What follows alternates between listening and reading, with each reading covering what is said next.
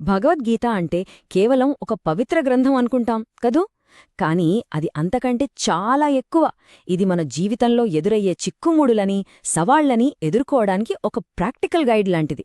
రండి, ఈరోజు మనం దానిలో దాగి ఉన్న అద్భుతమైన జ్ఞానాన్ని కాస్త లోతుగా పరిశీలిద్దాం.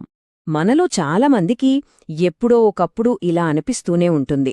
ఒకవైపు ఆందోళన, మరోవైపు కోపం, ఇంకోవైపు మనమీద మనకే సందేహం. ఈ ఫీలింగ్స్ మనందరికీ కామన్ కదా. సరిగ్గా గీత ఇలాంటి మనస్సులోని పోరాటాల గురించే మాట్లాడుతుంది. అందుకే వేల ఏళ్లైనా కూడా అది మనకు అంత రిలేటబుల్గా అనిపిస్తుంది. మరి వీటన్నిటికీ సమాధానమెక్కడుంది? ఆ సమాధానమే భగవద్గీత. ఇది మన ఆత్మకి ఒక దివ్య ఔషధం లాంటిది. మనసులో ఉన్న గందరగోళాన్నంతా తొలగించి ఒక క్లారిటీ, ఒక స్పష్టతనిస్తుంది. చూడండి, ఈ మాటలు ఎంత శక్తివంతంగా ఉన్నాయో. మనసును శాంతపరచడం, మనసులోని దుఃఖమనే చీకటిని తొలగించడం, ఇదే గీత సారాంశం. ఇది ఏదో తాత్కాలికంగా ఇచ్చే ఉపశమనం కాదు. మనసులోని గందరగోళమనే చీకటిని పూర్తిగా తొలగించి మన లోపల ఒక శాంతిని నింపే అద్భుతమైన సాధనం. ఇంత గొప్ప ఫిలాసఫీ, ఇంత గొప్ప తత్వం మొత్తం 18 అధ్యాయాలు, 700 శ్లోకాలలో నిక్షిప్తమై ఉంది. సరే, ఇప్పుడు దానిలో ఉన్న కొన్ని ముఖ్యమైన ప్రాథమిక సత్యాలేంటో చూద్దాం. మనకు ఆ స్పష్టత కావాలంటే ఫస్ట్ స్టెప్ ఏంటంటే మన ఉనికి, అసలు స్వభావమేంటో అర్థం చేసుకోవడం. మనం ఎవరు, మన అస్తిత్వమేంటి? ఈ ప్రశ్నకు సమాధానం దొరికితే సగం సమస్య తీరిపోయినట్టే. ఇక్కడే గీత మనకు దారి చూపిస్తుంది. గీత ఇక్కడొక చాలా ఫండమెంటల్ విషయాన్ని క్లియర్గా చెప్తోంది. అదేంటంటే మనం రెండిటి కలయిక. ఒకటి మన కంటికి కనిపించే ఈ శరీరం. ఇది అగ్ని, నీరు, గాలి, భూమి, ఆకాశం అంటే పంచభూతాలతో తయారైంది. ఇది టెంపరరీ, తాత్కాలికం. కాని రెండోది మన లోపలున్న ఆత్మ. అది శాశ్వతమైనది. దానికి మార్పులేదు, నాశనం లేదు. గీతలో ఉన్న గొప్పతనమేంటో తెలుసా? చాలా లోతైన విషయాలను కూడా సింపుల్గా చెప్పడం. ఇప్పుడు చూడండి, ఆత్మ శరీరాలు మారుస్తుంది అనేది కొంచెం కాంప్లెక్స్ టాపిక్ కదా. దాన్నెంత సింపుల్గా చెప్పిందో. మనం పాత బట్టలు వదిలేసి కొత్త బట్టలు వేసుకున్నంత ఈజీగా ఆత్మ కూడా ఒక శరీరాన్ని వదిలి ఇంకో శరీరంలోకి వెళ్తుంది. అంతే. ఈ ఒక పోలికతో మొత్తం కాన్సెప్టే క్లియర్ అయిపోతుంది.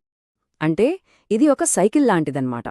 శరీరం పాతబడిపోతుంది, అప్పుడు ఆత్మ దాన్ని వదిలేస్తుంది, ఆ తర్వాత కొత్త శరీరంలోకి ప్రవేశిస్తుంది. ఇది ప్రకృతిలో ఒక సహజమైన ప్రక్రియ. దీనికి మనం భయపడాల్సిన అవసరం లేదు. ఇది జీవితం యొక్క ఒక ఫ్లో అంతే. ఎప్పుడైతే మనం ఈ నిజాన్ని నిజంగా అర్థం చేసుకుంటామో అప్పుడు చావు అంటే భయం పోతుంది. మన వాళ్ళెవరైనా చనిపోతే కలిగే దుఃఖం కూడా తగ్గుతుంది. ఎందుకంటే వాళ్లు పోయింది వాళ్ల శరీరం మాత్రమే, ఆత్మ కాదు అని మనకు తెలుస్తుంది. అందుకే జ్ఞాని అయినవాడు పుట్టుకకు పొంగిపోడు, చావుకు కుంగిపోడు. ఈ చక్రానికి అతీతంగా ఉంటాడు. సరే, మన అసలు స్వరూపం ఆత్మ అని తెలిసింది. మరి ఇప్పుడేం చేయాలి?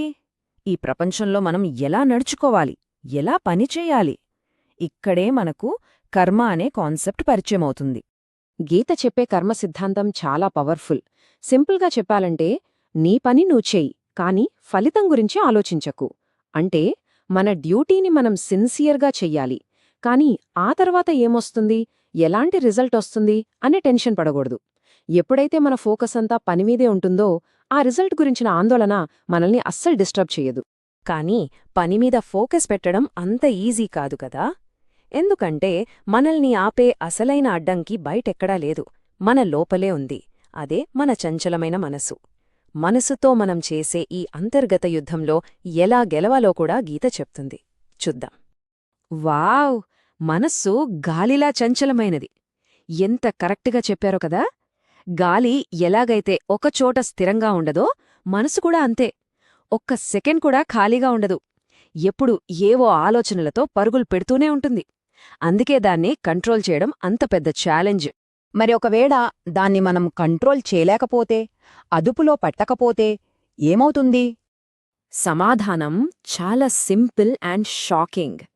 అదే మనకు అతి పెద్ద శత్రువు అవుతుంది. అవును, మన స్వంత మనసే మనకు అతిపెద్ద శత్రువుగా మారి మన శాంతిని, సంతోషాన్ని మొత్తం నాశనం చేస్తుంది. అందుకే గీత ఏం చెప్తుందంటే, మనస్సులోకొచ్చే ప్రతిదాన్ని లోపలికి తీసుకోకూడదు. ఒక ఫిల్టర్ వాడాలి. ఎలాంటివి ఫిల్టర్ చేయాలి? మనమీద మనకొచ్చే డౌట్స్, పక్కవాళ్లేం చేస్తున్నారు అనే అనవసరమైన ఆందోళన, అదుపులేని కోరికలు, కోపం ఇలాంటి మెంటల్ నాయిస్ మొత్తాన్ని ఫిల్టర్ చేసేయాలి. అప్పుడు చూడండి మనస్సు ఎంత ప్రశాంతంగా ఉంటుందో. సరే, ఆత్మ గురించి తెలుసుకున్నాం, కర్మను ఎలా చేయాలో అర్థం చేసుకున్నాం, మనసును ఎలా అదుపులో పెట్టాలో కూడా చూసాం. ఇవన్నీ చేసిన తర్వాత మనకు దొరికే బహుమతి ఏంటో తెలుసా? వర్తమానంలో, అంటే ప్రెజెంట్లో ప్రశాంతంగా, ఆనందంగా జీవించగలగడం. టైం గురించి గీత చెప్పేది చాలా ప్రాక్టికల్గా ఉంటుంది. చూడండి, గడిచిపోయిన గతాన్ని మనం బాధపడి మార్చగలమా? లేదు. రాబోయే భవిష్యత్తుని మనం ఆందోళనపడి సరిదిద్దగలమా? అదీ లేదు. మరి మన చేతిలో ఏముంది? కేవలం ఈ క్షణం, ఈ వర్తమానం మాత్రమే. నిజమైన సంతోషం దొరికేది ఇక్కడే. ఈ మాటలు వింటే ఒక్కసారిగా మనల్ని మనం ప్రశ్నించుకునేలా చేస్తాయి కదా. ఈరోజు నీ దగ్గర ఉన్నది నిన్న వేరొకరిది, రేపు ఇంకొకరిది అవుతుంది. ఎంత నిజం! మనం పుట్టినప్పుడు ఏమీ తీసుకురాలేదు, పోయేటప్పుడు ఏమీ తీసుకోపోలేం. మధ్యలో ఈ నాది నాది అనే ఆరాటమెందుకు? ఈ విషయం అర్థమైతే చాలు, మనసులో ప్రశాంతత దానంతటా అదే వస్తుంది. ఇప్పటివరకు మనం చూసిన ఈ బోధనలన్నీ కలిపితే అవి మనల్ని ఎలా ఎంపవర్ చేస్తాయో, మనకు మనమే ఎలా గైడ్గా మారాలో నేర్పుతాయి. మనల్ని మనమెలా శక్తివంతం చేసుకోవాలో చూద్దాం. ఇక్కడ మనం స్పిరిచువల్ ఆటోఫేజీ అనే ఒక ఇంట్రెస్టింగ్ కాన్సెప్ట్ గురించి మాట్లాడుకోవాలి. మనందరికీ తెలుసు, మన శరీరం దెబ్బతిన్న కణాలని, చెత్తని అదే క్లీన్ చేసుకుంటుంది. దాన్ని ఆటోఫేజీ అంటారు. సరిగ్గా అలాగే గీత చెప్పిన మార్గంలో నడిస్తే మనసులో పేరుకుపోయిన చెడు కర్మలు, పాపాలు అనే మెటబాలిక్ వేస్ట్ని మనం క్లీన్ చేసుకోవచ్చు. ఇది మనల్ని నిరంతరం ఇంప్రూవ్ చేసుకునే ఒక ప్రాసెస్. ఫైనల్గా గీత మనకు ఇచ్చే అల్టిమేట్ మెసేజ్ ఏంటంటే, ఈ జీవితమనే మహాభారత యుద్ధంలో మనమే అర్జునుడు, మనమే కృష్ణుడు. అంటే రోజూ ఎదురయ్యే సమస్యలతో పోరాడాల్సిన యోధులం మనమే, మనకు సరైన దారి చూపించుకోవాల్సిన సారథులం కూడా మనమే. ఆ శక్తి, ఆ గైడెన్స్ మన లోపలే ఉంది. మొత్తం గీతా సారాంశాన్ని ఒకే ఒక పోలికతో చెప్పచ్చు. గీతా జ్ఞానమనేది మన ఆత్మకు ఒక అద్దం లాంటిది. కాని ఆ అద్దం మీద కోపం, అహంకారం, ఆందోళన అనే దుమ్ము పేరుకుపోయి ఉంటుంది.